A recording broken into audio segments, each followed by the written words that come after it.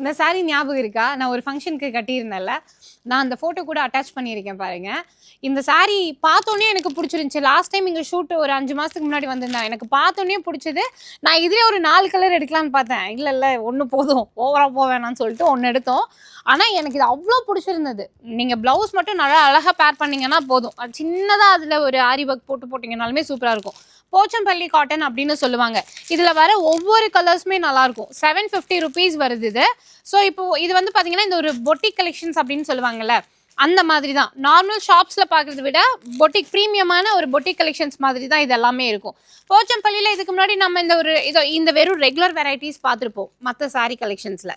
ஆனால் இதில் வந்து காட்டனில் இந்த பேஸ் வரதால் பார்க்கவும் டிஃப்ரெண்ட்டாக இருக்கும், கட்டுனாலும் சூப்பராக இருக்கும். இந்த கலர்லாம் பார்த்தோன்னே ஆஹா அன்றைக்கி இது எடுக்கணும்னு நினச்சேனே அப்படின்னு யோசித்தேன்.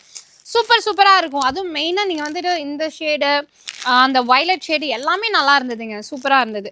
ஸோ காமாட்சி சில்க்ஸில் இந்த கலர்ஸ் எல்லாமே இருக்குது, இந்த கலெக்ஷன்ஸ் இருக்குது. இவங்க இளம்பிள்ளைன்னு சொல்லுவாங்கள்ல, இளம்பிள்ளை சேலம் போகிற வழியில் இளம்பிள்ளையில் நல்லிக்கடை ஸ்ட்ரீட் அப்படின்னு கேட்டுவாங்க.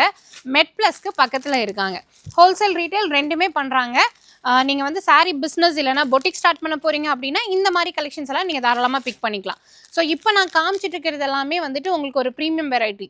ஆனால் இது மட்டும் இல்லை, அடுத்தடுத்த வீடியோவில் ஆஃபர் ப்ரைஸு நீங்கள் வந்துட்டு என்ன சொல்கிறது, அந்த மாதிரி ரேட்டில் வெளியில் வாங்கவே முடியாது. அவ்வளோ சூப்பரான கலெக்ஷன்ஸாக ஆஃபரில் வாங்கணும் அப்படின்னா பேஜை ஃபாலோ பண்ணிட்டு அடுத்த வீடியோ என்னன்றது செக் பண்ணுங்கள்.